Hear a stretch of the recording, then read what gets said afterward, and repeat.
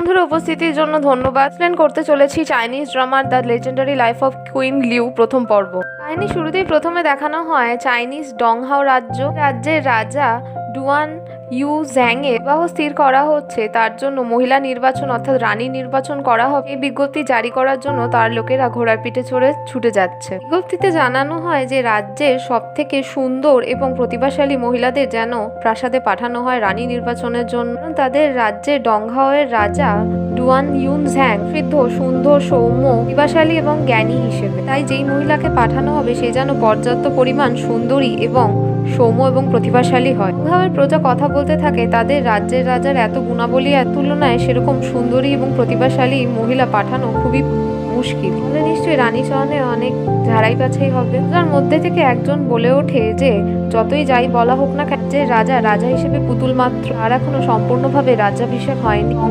ডংহাওকে শাসন করে পেছন দিক থেকে যে গ্র্যান্ড চ্যান্সেলর লিউশি, সেই সবকিছুর কর্তৃত্ব এখানে সামলায়। সেই ব্যক্তির এই কথা শুনে বাকি প্রজা সকল তাকে চুপ করতে বলে, আস্তে কথা বলতে বলে। এই কথাটা একদমই সত্যি। এদিকে আবার দেখানো হয় সেই রাজ্যেরই একটা সুন্দর শান্ত গ্রাম জিয়ানপা। এই গ্রামের একটা ঘরে একটা মিষ্টি দেখতে মেয়ে তার প্রিয় বাগদত্তকে চিঠি লিখতে লিখতে ঘুমিয়ে পড়েছে। তার নাম হেইফেং।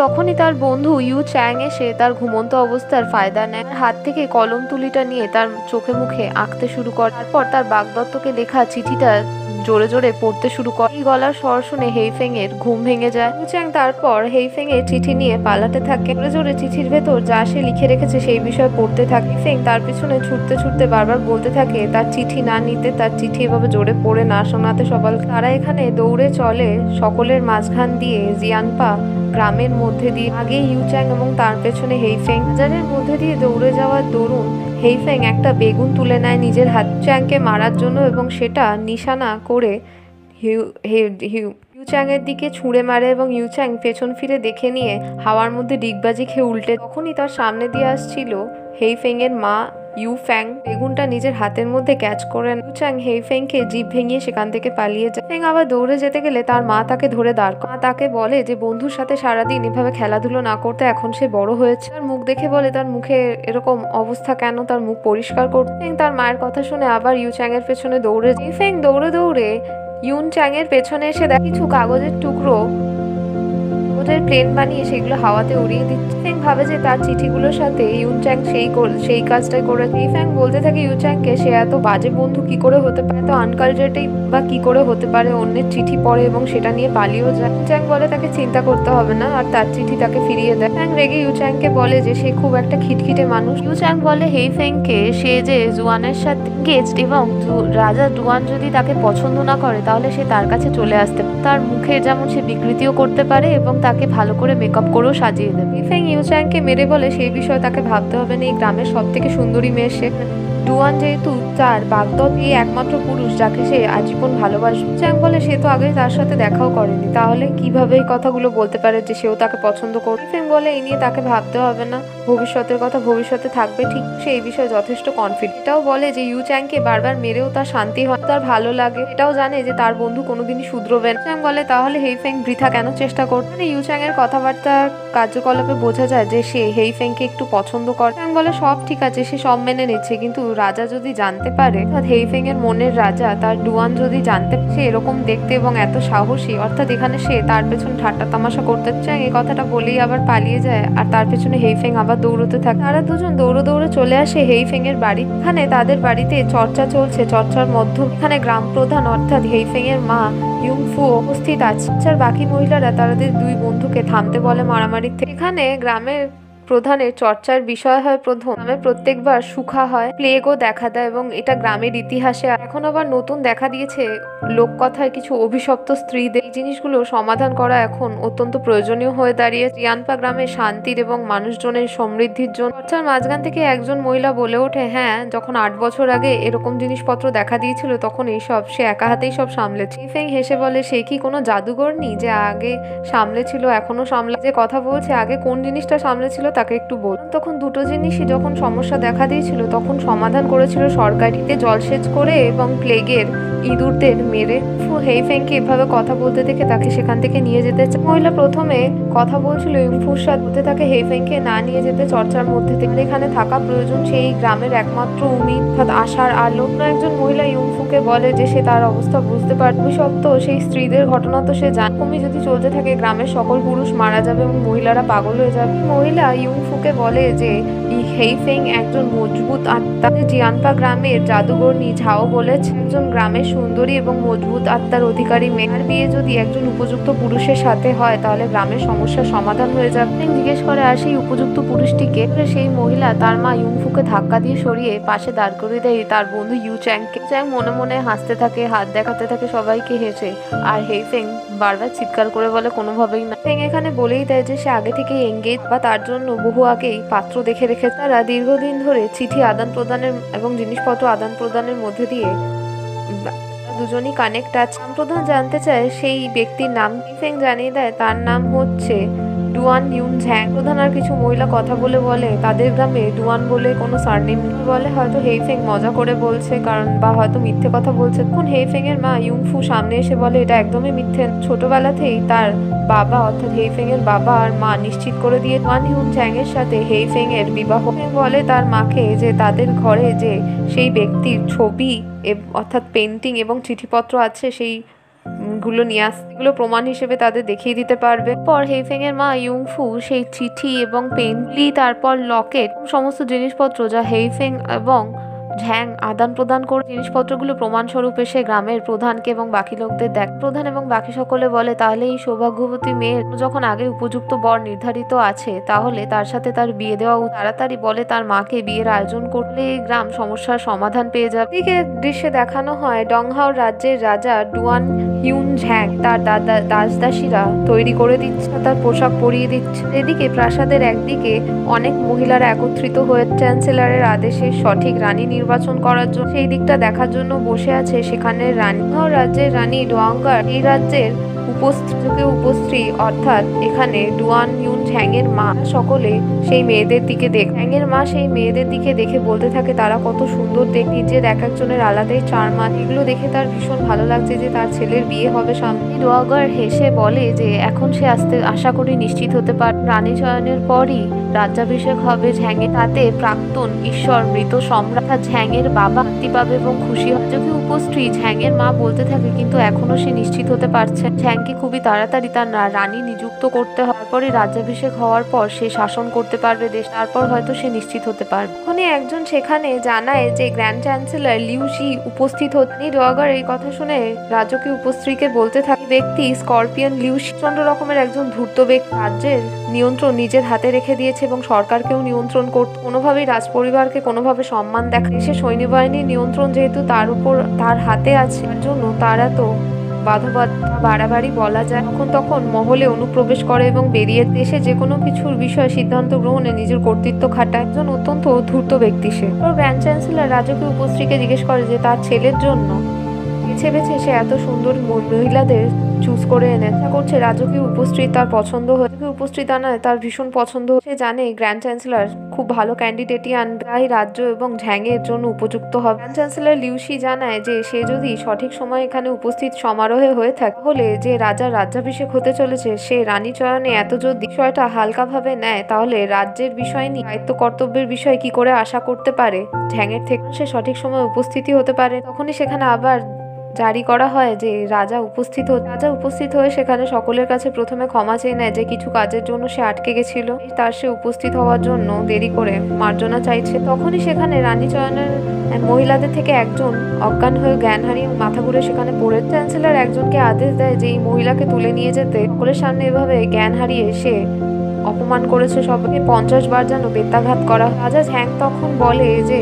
একজন মহিলা শরীরটাও দুর্বল আর এই অবস্থায় যদি তাকে 50 বার বেত্রাঘাত করা হলে তার প্রাণহানিও হতে পারে। গ্র্যান্ড চ্যান্সেলরের লঘুপাপে গুরুদণ্ড মনে হচ্ছে। খুশি এখানে ঝ্যাংকে রাগ দেখিয়ে টোন কেটে বলে মহিলা একা অপেক্ষা করতে করতে কি করে জ্ঞান হারিয়ে যার আগমনের জন্য তো এখানে রাজকীয় উপস্ত্রী মহারানী গ্র্যান্ড চ্যান্সেলর প্রত্যেকে অপেক্ষা করবে, যার নয় একটু দেরি হতেই পারে। এটা কি মেয়েটা অন্যায় করেনি? ঝ্যাং জানায় যে সে এমনি দেরি করে আসে, কারণ আছে সে আগেই বলে বলেছে সে একটু ব্যস্ত ছিল। সামনে যেহেতু রাজ পরিবারের পরীক্ষার জন্য প্রশ্ন উত্তর তৈরি করছিল, তাই সে ভুলে গেছিল কিছু সময়ের জন্য এই বিশেষ বিষয় তার জন্য যদি কাউকে শাস্তি দেওয়ারই হয় গ্র্যান্ড চ্যান্সেলরে, তাহলে রাজাকেই দিতে। ছোটবেলায় যখন সে ভুল করত গ্র্যান্ড চ্যান্সেলরের হাতে সে বহু মার খেয়ে, তাতে সে খুব ভালোভাবে অভ্যস্ত। গ্র্যান্ড চ্যান্সেলর লিউসি মজা করে বলে, আর কি মাথা খারাপ এখানে যে সে রাজাকে শাস্তি দেয়? রাজা এখন সেই বয়সে পৌঁছে গেছে যখন প্রতি পলকে সে দেশের শাসনভার সামলাতে। এখানে লিউসির চিন্তা একটাই যে এই এখনের অবস্থার মতো এড়িয়ে যাওয়া ভাব যদি রাজা ঝ্যাং দেখাতে থাকলে তাকে পুনর্বিচার করতে হবে ঝ্যাংকে শাসনভারের দায়িত্ব সঁপে দেওয়ার জন্য। তো সে উপযুক্ত কিনা। রানীচরণের পরিস্থিতি উত্তেজিত হতে দেখে রাজকীয় উপস্ত্রী সে ঝ্যাংকে বলে যে শান্ত ওঠাও, বলে যে গ্র্যান্ড চ্যান্সেলর তার জন্য উপযুক্ত রানীর জন্য এত সুন্দরী মহিলা ভাবে তাদের দিকে তাকাতে এবং নিজের জন্য একজন রানী চয়ন করো। ঝ্যাং এই কথাটা শুনে তার তিনজন বন্ধু, রাজ্যের তিনজন শাসনাধিকারী, রাজকীয় 3 পদের ব্যক্তি কমান্ডার সু, ফিজিশিয়ান শেনেও, রাজকীয় শেফ চাইকে দায়িত্ব দেয় সকল মহিলা ক্যান্ডিডেটদের মধ্যে সর্বোৎকৃষ্ট ক্যান্ডিডেট যেন রাজার জন্য তারা বেছে দেয়। তারা তিনজন সেই দায়িত্ব পাওয়া মাত্র তার রানী মহিলাদের দিকে তাকিয়ে সেই কাজ করা শুরু করে। একজন বলতে থাকে যে রন্ধনে পটু হবে তাকে দেওয়া। একজন বলতে থাকে না, একজন ভালো কেয়ারটেকার যে দেশ শাসন করতে পারবে তাকে দেওয়া। তখনই ঝ্যাংয়ের ছোট ভাই রাজ্যের রানীর সন্তান ডুয়ান ইউন চং সেখানে উপস্থিত হয়ে বলতে থাকে তারা দুজনেই যা বলছে সেগুলো সব ভুল। ইউন চং বলতে থাকে যে বিজ্ঞপ্তি জানানো হয়েছিল রানী নির্বাচনের জন্য বিলের একটা ক্রাইটেরিয়ার মধ্যে ওই মহিলারা ফিট বসেন। তার ভাই এখানে ডংহাও রাজ্যের সবচেয়ে সুন্দর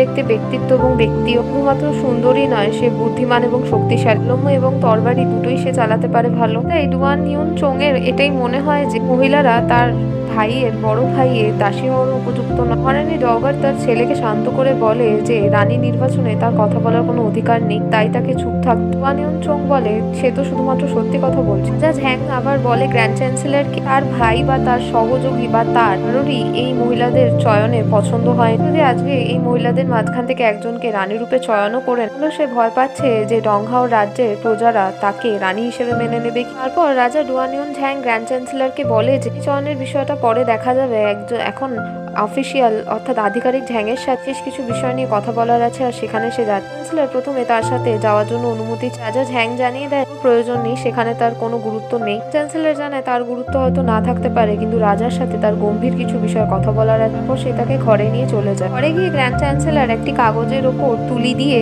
KILL কিল অর্থাৎ মৃত্যু বা খুন বিষয়ে লিখে দেখায় রাজা ঝ্যাং। জিজ্ঞেস করে গ্র্যান্ড চ্যান্সেলরকে এর অর্থ কি আগের মতো আবার ব্যাটেল ফিল্ডে গিয়ে যুদ্ধ করতে ইচ্ছা করছে, শত্রু মারতে ইচ্ছা করছে? চ্যান্সেলর স্করপিয়ন লিউসি জানায় একদমই না, এবারে যে ইম্পেরিয়াল এক্সাম অর্থাৎ রাজ পরিবারের রাজকীয় পরীক্ষাতে যে প্রশ্ন আসবে এই কিল বিষয় থেকেই আসবে। রকম প্রশ্ন এই বিষয় থেকেই আসবে। ঝ্যাং জানতে চায় এই বিষয়ে সে আধিকারিক ঝ্যাংয়ের সাথে কথা বলতে যাচ্ছিল। লিউসি জানায় একদম ঠিক, সে এই বিষয়টা জেনে গেছে যে এই বিষয় নিয়ে চর্চা করতে রাজা ঝ্যাং যাচ্ছিল অফিসিয়াল ঝ্যাংয়ের সাথে কথা বলতে। রাজা ঝ্যাং লিউসিকে জানায় এই বিষয়ে তাকে চিন্তা করতে হবে না, রাজ্যের অন্যতম আধিকারিক অফিসিয়াল লিউসি দায়িত্বে এবার মুখ্য পরীক্ষক হিসেবে থাকছে ঝ্যাং। যে আধিকারিক অফিসিয়াল ঝ্যাংয়ের কথা সে বলে এখানে। লিউসি বলে এই বিষয়ে হয়তো রাজা ঝ্যাং মানতে পারে। লিউসি এই বিষয়ে কখনোই সহমত পোষণ করে না। রাজা ঝ্যাং বলে এইসব কথার অর্থ কি? রাজার নির্দেশের কোনো মান্যতাই নেই?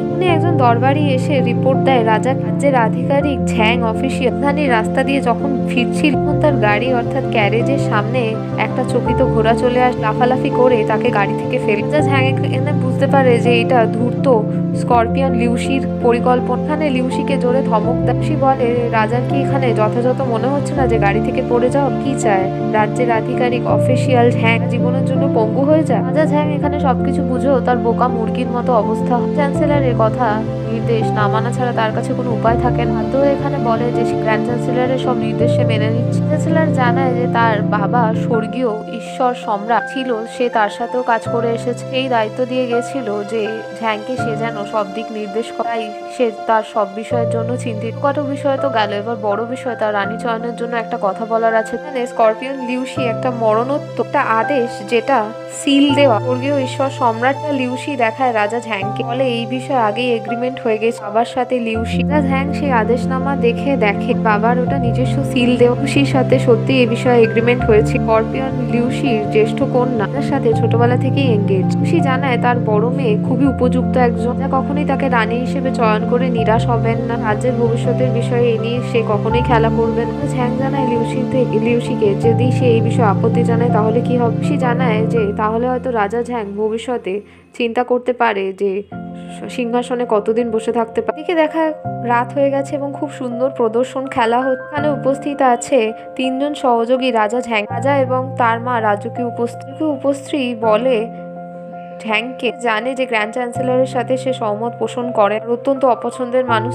এটাও ঠিক যে রাজার নিজের বিয়ের তারিখ নির্ধারিত করে নেওয়া উচিত, এটা সকলের জন্যই ভালো হবে। ঝ্যাং বলে যে প্রদর্শনী কত সুন্দর হয়েছে। রাজকীয় উপস্ত্রী বাধ্য হয়ে সেখান থেকে চলে যায় আর বলে যে তার প্রদর্শন ভালো থাকলে প্রদর্শনী দেখতে থাক আর তার ছেলের কোনো বিষয়ে মাথা ঘামাবেন। ও সে এখান থেকে চলে যায়। ঝ্যাং তার 3 জন সহযোগীকে জিজ্ঞেস করে রানী হিসেবে যাকে সে রাজ্যের জন্য কল্পনা করেছে একজন অত্যন্ত সুন্দরী, প্রতিভাশালী, প্রতিষ্ঠিত আত্মা এবং হৃদয়ের অনুরাগী হওয়া উচিত। মানবীকে দেখলে মনে হয় যে চিত্র থেকে নেমে এসেছে। মানে জিজ্ঞেস করে লিউসির কন্যা কথা উপযুক্ত সেই রাজ্যের এবং রাজার জন্য। তার কথা শুনে শেফ চাই এবং কমান্ডার সু বলে কোনোভাবেই না। এখানে চিকিৎসক সেনিও বলে কথা উপযুক্ত তার মনে হয়। চিকিৎসক সেনিও বলে যে লিউসির একমাত্র কন্যা, তার নাম হচ্ছে লিউ বায়ু। সে শুধুমাত্র দেখতে সুন্দরী, যথেষ্ট প্রতিভাশালী এবং গুণসম্পন্ন মহিলার মতো তার ত্বকের রং, গোলাপের পাপড়ির মতো তার ঠোকরিনের মতো টানাটা সুন্দর চোখা, পাতলা লম্বা একজন মহিলারাও চীনের যে 4টে উৎকৃষ্ট কলা শিল্প আরো গুণাধিকারী। সে একজন কবিতা আবৃত্তি লেখায় হস্তশিল্পে বিশারদ। কবিতা সে লিখেছে, হস্তশিল্পের কারুকার্য করেছে, তার রাজধানীতে প্রসিদ্ধ। রাজধানীর বহু পুরুষই তাকে বাগদত্তা হিসেবে পেশতে আগ্রহী, এখনো পর্যন্ত তার বাগদান হয়নি। কথাগুলো শুনে রাজা ঝ্যাং বলে তাহলে তার কথা অনুযায়ী সে কি একটু সংকীর্ণ মানসম্পন্ন মনের দেখাতে বিষয়, তাহলে তাকে যাচ করে দেখতে হবে। দেখায় রাজা ঝ্যাং গ্র্যান্ড চ্যান্সেলরের বাড়িতে তার মেয়ে লিউ বাইকে দেখতে গেছে। ঘরে প্রবেশ করে দেখতে পায় লিউ বায়ু তার একজন দাসীর সাথে কথা বল। তার বাবা যে কাজটা দিয়েছিল সেটা হয়ে গেছে কিনা জানতে চাই।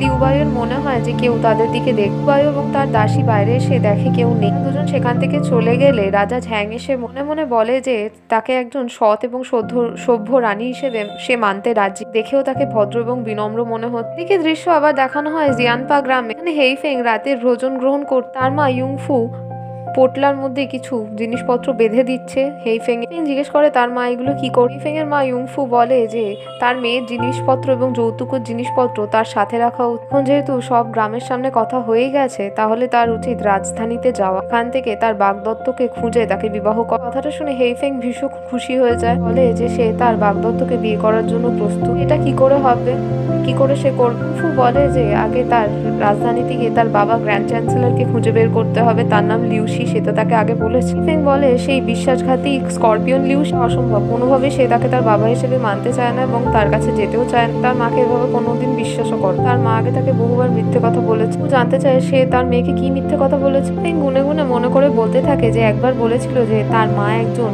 রাজকুমারের নার্স। ওরা একবার বলেছিল যে তার মা তার পরিবারের সমস্ত সম্পত্তি দান করতে বাধ্য হয়েছিল অকাল পীড়িতদের জন্য। একবার বলেছিল তাকে বাধ্য হয়ে পালিয়ে আসতে হয়েছিল তার জায়গা থেকে জিয়ানপা গ্রামতাকারীদের থেকে লুকোনোর জন্য। ইউংফু বলে যে এখন সে তার মেয়েকে আর কোনো মিথ্যে কথা বলছে। ইউংফু জানা এবারে সে তার মেয়েকে আর কোনোভাবে কোনো মিথ্যে কথা বলছে। তাকে একটা চিঠি দেখায় যেটা তার বাবা লিউসিকে দিতে হয়। রাজধানীতে পৌঁছে তার বাবাকে খুঁজে এই চিঠিটা দিতে তার বাবা বুঝতে পারে তার পরিচিতের খাবার খেয়ে নিয়ে তার রাতে বেরিয়ে যাওয়া উচিত, এই কথাই বলে ইউংফু। ফেং তার মাকে বলে কিন্তু সে তো তার বাবার বাড়ির অ্যাড্রেস জানে না, কি করে যায়। ইউংফু বলে রাজধানীতে পৌঁছে গ্র্যান্ড চ্যান্সেলরের বাড়ির ঠিকানা জানতে চাই, যে কেউ বলে।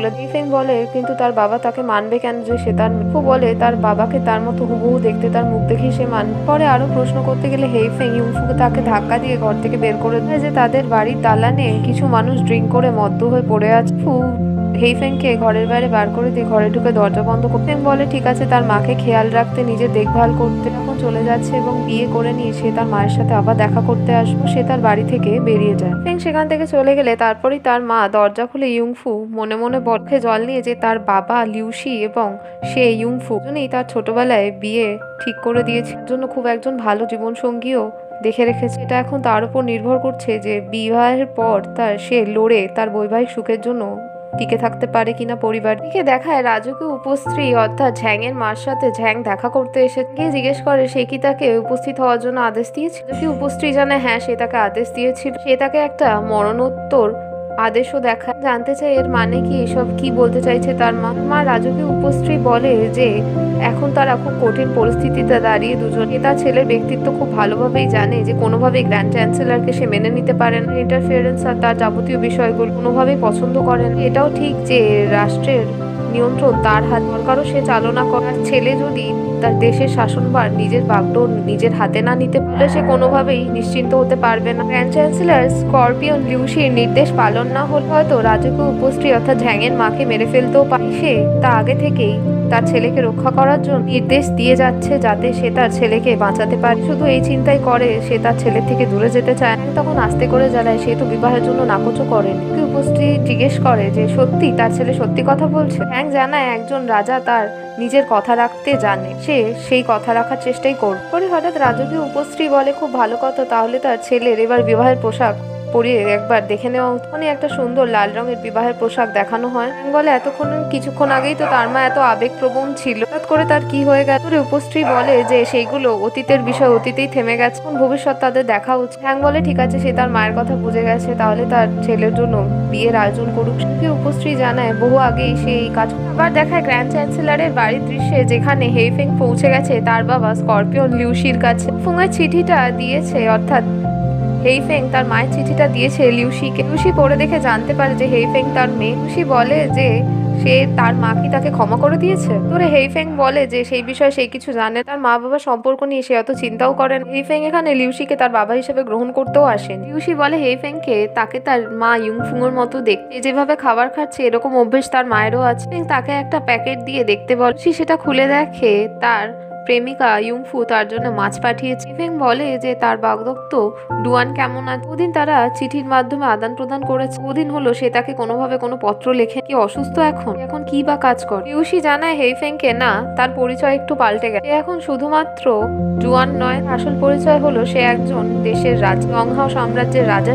সে তার মেয়েকে জিজ্ঞেস করতে চাইছে সে যেহেতু একজন সম্রাট তাহলে তার মেয়ে কি সাহস রাখে সেই মানুষকে বিয়ে করে। তোরে হেইফেং জানায় হ্যাঁ একদম, কেন না। ছোটবেলা থেকে সেই মানুষকে বাগদত্ত হিসেবে জেনে রেখে তাকেই আজীবন ভালোবেসে এসেছে। এখানে তার পরিচয় কোনোভাবেই কোনো ম্যাটার করে না। লিউসি তখন বলে একদম, এটা আমার মেয়ের মতোই কথা হলো, সত্যিকারে সে তার মেয়ে। এখানে সে তার নামটা একটু পাল্টাতে চাইছে, তার নাম আজ থেকে হেইফেং নয়, লিউ জিনফেং।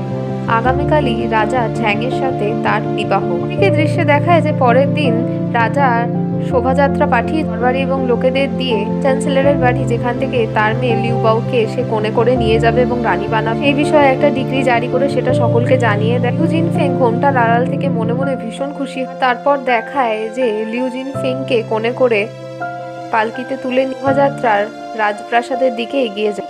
দেখায় রাজপ্রাসাদে মাইক লাগিয়ে ঘোষণা হচ্ছে প্রাসাদে বিবাহের জন্য প্রিন্স লিউ ইয়ং সেই ঘোষণা করছে এবং আজকের সেই হোস্ট তাদের সকলকে সেই ঘোষণা জানায়। পরবর্তী দৃশ্য দেখায় বিবাহের উত্তরোত্তর হয়ে গেছে এবং বিবাহের পরবর্তী কেক এবং চা নবদম্পতিকে গ্রহণ করতে বলে। বিবাহের চা আর কেক গ্রহণ করার পর তারপর তারা বিবাহের ওয়াইন গ্রহণ করে। সকলে তাদের শুভকামনা দেয় এবং বিবাহের পরবর্তী জীবন যাতে সুখী হয় তার শুভকামনা জানায়, শুভেচ্ছা দেয়। তারপরে নবদম্পতিকে প্রথম রাতের জন্য একান্তে ছেড়ে দেওয়া হয়। যদি উপস্ত্রী নিজের সন্তানকে রাজার পদে অভিষিক্ত হওয়ার কথা ভেবে ভীষণ খুশি হতে থাকে এবং সে রানী কুইন অগারকে বলতে থাকে যে এখন একটা পদ সামনে এগিয়ে গেছে তার ছেলে। সে বাকি দাসদাসী যারা রাজা আর রানীর ঘর পাহারা দেওয়ার জন্য উপস্থিত থাকবে নির্দেশ দিয়ে যায় যে আজ রাতে যাই হয়ে যাক না কেন তাদের যেন কোনোভাবেই তারা ডিস্টার্ব না করে। নবদম্পতির ঘরের ভেতরে দৃশ্য দেখানে দুজনে কোনো কথা না বলে মৌন হয়ে বসে আছে। মনে জিনফেং ভাবতে থাকছে যে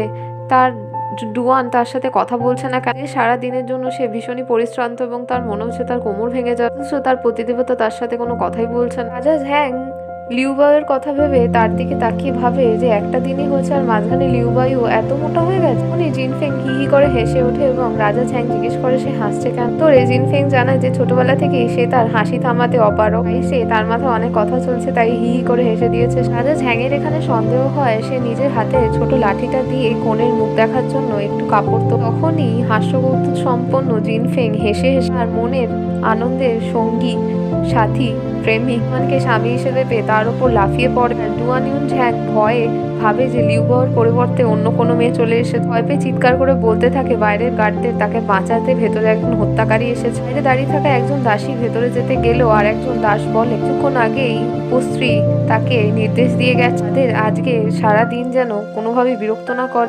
সে কি তার নিজের প্রাণ হারাতে চায়? তারা আবার নিজেদের কানে হাত দিয়ে নিজেদের জায়গায় দাঁড়িয়ে পড়ে। রাজা ঝ্যাং ঠেলে জিনফেংকে নিজের ওপর থেকে সরিয়ে সাইডে দাঁড়িয়ে বলতে থাকে তার কাছে আসতে না এবং জানতে চায় যে রানীর পরিবর্তে নিজেকে তার জায়গায় স্থাপন করার সাহস কি করে হলো তার। জিনফেং হেসে হেসে বলে সে তাকে এরকম ভাবে ভয় পাচ্ছে কেন বা অপরিচিত হিসেবেও কেন মনে করতো। তার ছোটবেলার বাগদত্ত, দীর্ঘদিন ধরে তারা জিনিসপত্র আদান প্রদান করেছে, চিঠি লিখে তাকে তার সুন্দর একটা পেন্ডেন্ট এবং তুলি এবং পাখা তার পেন্টিংও পাঠিয়েছে। প্রথমবার সরাসরি বিবাহের রাতেই তাদের দেখা হচ্ছে, তার জন্য হয়তো সে একটু ভরকে আছে তাই তো, তার হেইফাং এর সাথে মজা করছে তাই তো। আসলে এখানে যে ঝ্যাং কিছুই জানে না, জিজ্ঞেস করতে থাকে সে কি সব কথা বলছে সে কিছুই বুঝতে পারছে না। ঝ্যাং তার কথাগুলো শুনে বলে এগুলো কি তার হাস্যকৌতুক করার সময়? হত্যাকারীরা আগে হত্যা করার আগে এখন নতুন ভাবে হাস্যকৌতুক জোক ক্র্যাক করেন। কি জানে সে যে কোণে পরিবর্তন করে যে অপরাধ করেছে তার জন্য সে তাকে মৃত্যু শাস্তি দিতে পারে। ফেং বলে সে হেইফাং, সে কি তাকে চিনতে পারছে না? এতদিন ধরে চিঠিতে কথা বলেছে, তার আজ মুখোমুখি দেখা হচ্ছে সেটা আলাদা ব্যাপার। ঝ্যাং এখানে তবু হেইফাং চিনতে পারে না, তার জন্য জিনফেং বলে কি সে তার ডুয়ান নয়, স্করপিয়ন লিউশি তাকে কি ঠকিয়েছে। তারপরে জিনফেং নিজের পুটলি থেকে সমস্ত জিনিসপত্র যা তারা আদান প্রদান করেছে, যা জিনফেং এর একটা পেন্টিং, তার তুলি, তার একটা লোটাস পেন্ডেন্ট, তারপর হাত পাখা, এই সমস্ত জিনিসপত্র প্রমাণস্বরূপ দেখ সমস্ত চিঠি লিখেছে সেগুলো সে দেখাতে বলেন। ফেং বলে এবার সে চিনতে পেরেছে যে সে তার হেইফ্যাং।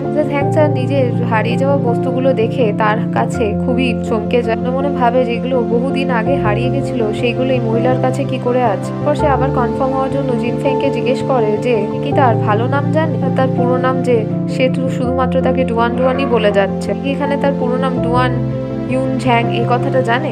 পুরো নামটা না বলে সে জানতে চায় জিনফেং এর থেকে। যেহেতু তারা দুজন ওয়াইন খেয়ে থাকে, এখানে তার নেশা হয়ে যায়, অর্থাৎ জিনফেং এর নেশা হয়ে যায়। বলতে থাকে এই ঘরটার মধ্যে তার খুবই অস্বস্তি লাগছে। বলে যে তাকে তার কথা ঘুরিয়ে না দিতে, লিউশুই তাকে কি উদ্দেশ্য নিয়ে তার কাছে পাঠিয়েছে সেই কথা তাকে জানা। জিনফেং এখানে নেশার ঘরে বলতে থাকে ভীষণ গরম লাগছে তারপর সে পড়ে যায় রাজা ঝ্যাং এর ওপর। কিন্তু জিনফেং নেশার ঘরে থাকায় বারবার ঝ্যাং এর দিকে এগোতে থাকে আদরে গদগদ মুখ নিয়ে। ঝ্যাং এখানে প্রথমে একটু ভয় পেতে থাকে কিন্তু পরে বুঝতে পারে যে সে নেশায় আছে। কথাটা ভাবতে ভাবতে তারও মাথা ঘুরে ওঠে, কারণ সে মেডিসিনাল ওয়াইন সেও খেয়েছে, বিশেষভাবে নবদম্পতিদের জন্য তৈরি করা হয়। জিনফেং এর গর্দানে একবার রাদ্দা মেরে সে তাকে মাটিতে অজ্ঞান করে ফেলে দেয়। যে মাথা ধরে ঘরের দরজা খুলে বাইরে বেরোতে থাকে। সে একজন দাসকে বলে যে তার অবস্থা খারাপ, থেকে ঠান্ডা জল এনে তার মাথায় ঢালতে গিয়ে দেখায় রাজপ্রাসাদের বাইরের এক স্থানে বসে জলাধারের পাশে ফিজিশিয়ান ইয়নশো, কমান্ডার শু এবং শেফ চাই তিনজন কথা বলছে। চাই মনের দুঃখে বলতে থাকছে যে আজকে এই সুন্দর রাতে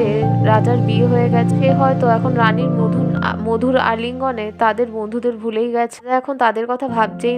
বলছে সে এখন হারিয়ে যাওয়া প্রেমিকার মতো কান্নাকাটি করে মেয়েদের মতো ব্যবহার করছে কেন, এরকম কিছুই হয়নি, সে এত না ভাবত। কমান্ডার সু জানায় রাজা ঝ্যাং নতুন রানী পেয়ে গেছে, এতে তো তাদের খুশি হওয়া উচিত। তারা তিনজনে তো ছোটবেলা থেকে রাজার সেবা করতে আসে, যখন কাঁদেনি তাহলে শেফ চাই ভাবে কেন কাঁদ। চিকিৎসক সে নিয়েও তাদের কথা শুনে একটু হেসে বল রাজা ঝ্যাংয়ের তাদের চিরকালই প্রয়োজন হবে। তারা তিনজন তার সাথে তার জীবনে ওতপ্রোতভাবে জড়িত এবং ভবিষ্যতেও তাদের লাগবে। তখন বাকি দুজন খুশি হয়েছে। এখানে মাথায় নিজের হাত দিয়ে ইশারা করে তাদের ডাকতে ডাকতে রাজা ঝ্যাং পৌঁছায়। তারা তিনজনে গিয়েও তাড়াতাড়ি রাজা ঝ্যাংকে ধরে স্থিরভাবে দাঁড় করা। চিকিৎসক সে নিয়েও রাজা ঝ্যাংকে জিজ্ঞেস করে যে তার কি সমস্যা হয়েছে। ঝ্যাং জানায় তার ভীষণ গরম লাগছে এবং মাথা প্রচন্ড ব্যথা করছে। চার ঘরে সে নিয়োকে বলে যে তাকে ভীষণ সুন্দর দেখতে, সে আগে কখনো ভেবে দেখেনি এভাবে। কথাগুলো শুনে বাকি দুজন শেফ চাই এবং কমান্ডার শুও অবাক হয়ে যায়। ঈশ্বর সেনেও তখন বুঝতে পারে হয়তো নবদম্পতিদের জন্য বিশেষভাবে প্রস্তুত করা ওয়াইন তাদের দেওয়া হয়েছে, তার জন্য এখন সে এরকম ভাবে ব্যাকুল হয়ে গেছে। পর সে ক্ষমা চেয়ে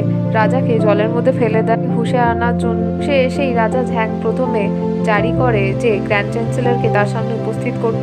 দাস তাকে বলে আগে তার পোশাক তাকে পরিবর্তন করে দিতে সে সাহায্য করছে। রাজা ঝ্যাং জানায় না, সে এভাবেই গ্র্যান্ড চ্যান্সেলরের সামনে উপস্থিত হতে চায়। সেখানে গ্র্যান্ড চ্যান্সেলর লিউশি এসে উপস্থিত হয়ে জানতে চায় অদ্ভুত বিষয়, আজকে তার বিবাহের প্রথম রাত আর এত মাঝরাতে সে তাকে কেন ডেকে পাঠিয়েছে। রাজাকে এভাবে ভিজিয়ে দেওয়ার দুঃসাহসী বা কে দেখিয়েছে। ঝ্যাং বলে সে যেহেতু এখানে উপস্থিত হয়েছে তাহলে সে খুব ভালো মতো জানে যে রাজার কি প্রশ্ন আছে তার প্রতি। ভিজিয়ে দেওয়ার কথা শুনে শেফ চাই এবং কমান্ডার সু এগিয়ে দিতে গেলে চিকিৎসক সেনিও তাদের রাগি রাগি চোখ দেখি তাদের পেছনে ঠেলে সরিয়ে দেয়। রাজা ঝ্যাং বলে যে গ্র্যান্ড চ্যান্সেলর ভিজিয়েছে রাজা ঝ্যাংকে, অর্থাৎ এখানে তার এই অবস্থা তার জন্য। চ্যান্সেলর লিউশি বলে তার এত বড় সাহস কি করে হতে পারে, সেরকম কোনোভাবেই কিছু করেননি। ঝ্যাং বলে বিবাহের কোণে পাল্টে যাওয়া এবং রানী হয়ে ওঠা বলা তার দীর্ঘদিনের বহু বস্তু হারিয়ে যাওয়া সেইগুলো সেই মেয়েটির কাছ থেকে পাওয়া। এই ডুয়ান তার সারনেম ধরে ডাকার এই সাহস রাজ্যে এবং দুনিয়াতে একজনই করতে পারে। সবকিছু গ্র্যান্ড চ্যান্সেলর লিউশির দিকেই নির্দেশ করে। ঝ্যাং জানে এই প্রত্যেকটা জিনিসের প্রমাণ তার কাছে আছে, এই অপরাধের জন্য সে নিজে কি ছাপাই দিতে চায়। স্করপিয়ন লিউশি জানায় এভাবে তাকে অপমান না করতে, তাকে মিথ্যে শাস্তি না দিতে। লিউশি বলে যে এঙ্গেজমেন্ট হয়েছিল ছোটবেলায়, এটা একদম সত্যি। জিনফেং ও তার মেয়ে এটাও সত্যি। লিউশি প্রথম থেকেই স্বর্গীয় গত হওয়া সম্রাটের আদেশ পালন করে আসছে, এটাও সত্যি। ঝ্যাং বলে যে স্বর্গীয় সম্রাটের আর কোনো আদেশ আছে সে এরকম বিষয় কিছু জানে না। তোরে লিউশি বলে যে অনেক কিছুর বিষয়ে সে কিছু জানে না। লিউশি গত হওয়া সম্রাটের আর একটা মরণোত্তর ফরমান দেখায়, মানে ছোটবেলায় ঝ্যাং এবং হেইফ্যাং এর সাগাই অর্থাৎ এঙ্গেজমেন্ট হয়েছিল সেই বিষয়ে দেখা যায়। সেটা দেখে বুঝতে পারে যে এটা তার বাবারই ফরমান, তাতেও তার ব্যক্তিগত মোহর দেওয়া আছে। দেখে জানতে চায় ঠিক আছে এঙ্গেজমেন্টটা আসল মেনে নিল, কিন্তু কি করে প্রমাণ করবে যে সে তার আসল মেয়ে। গ্র্যান্ড চ্যান্সেলর লিউশি হেসে বলে আছে সে হয়তো ধরেই নিচ্ছে যে জিনফেং তার জৈবিক মেয়ে নয়, তুকে এই বিষয়টা অস্বীকার করার সাহস দেখাবে লিউশিকে। রাজা ঝ্যাং বলে যে তার পত্নী স্বরূপ বা রানী স্বরূপ চ্যান্সেলর কোনোভাবেই একটা কোণে পাল্টে দিয়ে একটা দেহাতি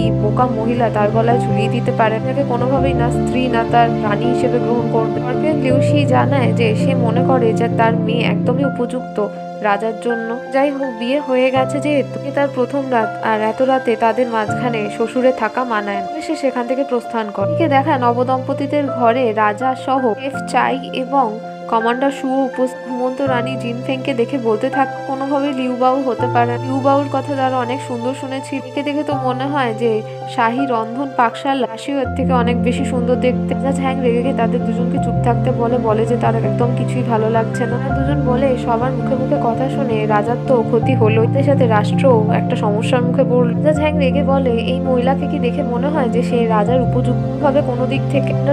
সু বলে কোনোভাবেই না, তো স্বর্গ এবং পাতালের তুলনা করার মতো হবে।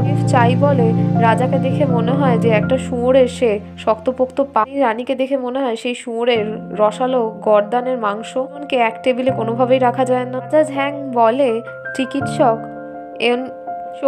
চিকিৎসক সেনইওকে রানীর মুখে জল দিয়ে তাড়াতাড়ি তাকে জাগাতে। শোয়েনও সাথে সাথে এক গামলা জল এনে রানীর মুখে দিতে যাওয়ার আগে নেমে গিয়ে রাজাকে বলে যে রানী একজন ঘুমোচ্ছে এবং এভাবে তাকে জাগানো অনুচিত হবে। রাজা ঝ্যাং বলে সে যখন তাকে জলে ফেলে দিয়েছিল মনে হয়েছিল উচিত অনুচিত। কমান্ডার সু এদিকে চিকিৎসক সেনেওর থেকে গামলাটা কেড়ে নিয়ে রানীর মুখে জল দিতে গিয়ে উনি ঘরের একপাশে দাঁড়িয়ে লিউশি বলতে থাকে মেয়ের সাথে তারা কি ব্যবহার করছে এটা। লিউশি বলে রাজাকে যে সে যদি তার মেয়ের সাথে কোনোভাবে খারাপ ব্যবহার করে তাহলে সে ভুলে যাবে সে একজন দরবারি, একজন গ্র্যান্ড চ্যান্সেলর। আশা করবে সে তার মেয়েকে কোনোভাবে আঘাত করবে না, খারাপ ব্যবহার করবে না। কতটুকু মনে করে দেওয়ার জন্যই সেখানে উপস্থিত হয়েছে। কথাটা শুনে ভয় পেয়ে কমান্ডার সুয়ের হাত থেকে জলের গামলাটা পড়ে শেফ চাই চোখ কচলে দেখতে থাকে তার দিক। তারপর সেখান থেকে চলে যায় লিউশি। রেগে আস্তে গলায় বলতে থাকে যে ভূতের মতো সারা দরবারে সারা প্রাসাদে ঘুরতে থাকে এই স্করপিয়ন লিউশি। ভালো হতো যদি সে পঞ্চত্ব প্রাপ্ত হয়ে ভূতি হয়ে যেত। তারপর তারা চারজন আবার দম্পতিদের ঘর থেকে বেরিয়ে আসে, বাইরে বসে নেশা করে আবার কথা বলতে থাকে।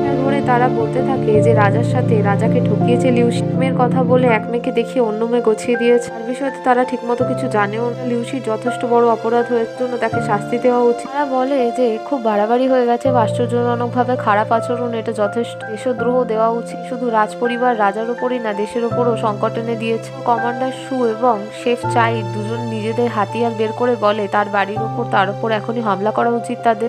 চিকিৎসক সেনেও রাজা ঝ্যাংয়ের কাছে গিয়ে বলে চাই আর কমান্ডার সু ওদের কথা না শুনতে, কারণ দুজনেই এখন খুব নেশায় আছে। রাজাকে একটু ওয়াইন এগিয়ে দেয়। রাজা ঝ্যাং শান্ত হয়ে বলে এখন সে বুঝতে পারছে তাকে আরো আরো শান্ত থাকতে হবে। তার জন্য সে কোনোভাবে মদ্যপান করতে চায় না। এটাও বুঝতে পারছে যে মাথা ঠান্ডা করে তার রণনীতি তাকে পাল্টে দিতে হবে। এরপর লিউসি যা করেছে, যেভাবে তার কোণে পাল্টে দিয়েছে, এভাবে ঠকিয়েছে, পর্যন্ত যা যা করে এসছে কোনো কিছুই সে ঠিক মতো ঠেকাতে পারেনি। এখন মাথা ঠান্ডা করে তাকে বুঝতে হবে বিষয়, যেহেতু লিউ বাওয়ের জায়গায় জিন ফেংকে তার কোণে করেছে, পেছনে তো তার নিশ্চয়ই উদ্দেশ্য আছে। সে জিন ফেংকে নিশ্চয়ই পরীক্ষা করে দেখবে। কারণ এমনই সকল গল্প জানতে আমাদের চ্যানেলের সঙ্গে থাকুন।